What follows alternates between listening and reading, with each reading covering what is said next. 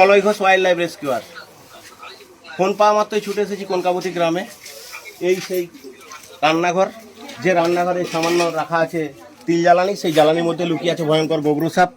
আমরা উদ্ধার করতে এসেছি, কিছুক্ষণ পর উদ্ধার কাজ শুরু করব। দেখতে থাকুন সেই ভিডিও, কিভাবে আমরা সাপটি উদ্ধার করছি।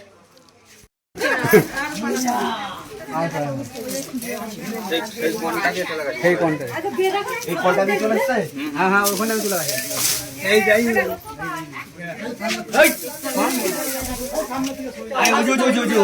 সাপ পড়ে আছে।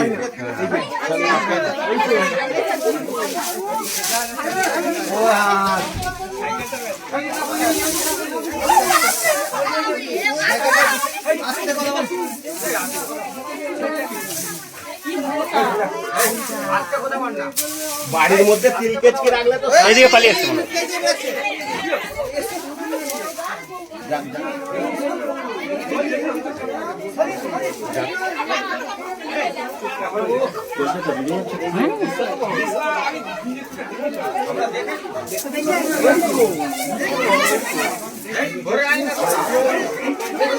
বিরাট বড়,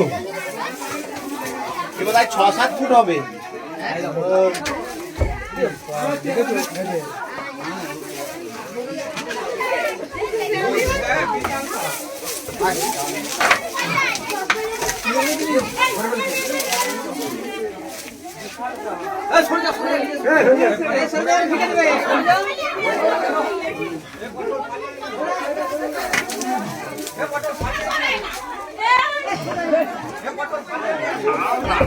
বাজে হাতে জড়িয়ে দিচ্ছে।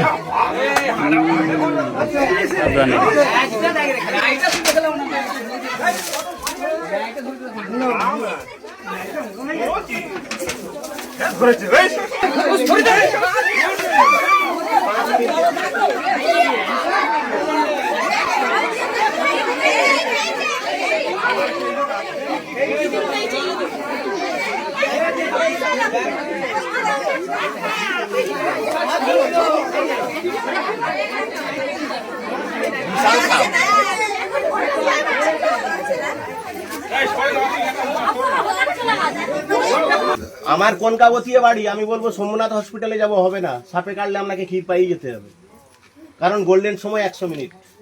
100 মিনিটের বাইরে গেলে তাকে বাঁচানো প্রায় অসম্ভব। সাপে কাটলে ক্ষতস্থানে রেখে বাঁধন দেবেন না। কেন দেবেন? একটা ডাক্তারি ভাষা মনে রাখুন, রাইট, RIGHT, রাইট মানে ঠিক, এটা সবাই জানে। প্রথম অক্ষর আর মানে রিঅ্যাসুরেন্স। কাউকে সাপে কাটলে তাকে আতঙ্ক থেকে সরিয়ে আনো, তাহলেই সে বাঁচবে। মনে রাখতে হবে, সাপের মেন শত্রু আতঙ্ক।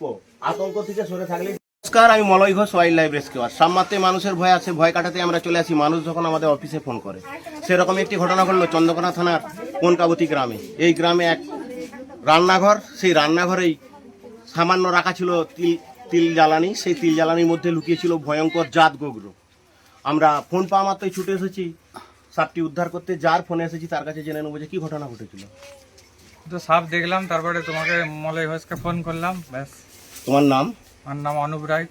গ্রামের নাম? কনকাবতী, থানা চন্দ্রকোনা। আমরা ফিল্ডে এলাম। ফিল্ডে এসে সামান্য 2-3 বস্তা তিলের জ্বালানি সরাতেই সাপটি বেরিয়ে এলো, ভয়ঙ্কর গোবর সাপ। মানুষকে সচেতন বার্তা দিয়ে গেলাম। আমরা সাপে কাটলে কি করবেন, কোথায় যাবেন, মানুষকে বুঝিয়ে গেলাম। কিছুক্ষণ পর রিলিজ করবো, দেখতে থাকুন সেই ভিডিও।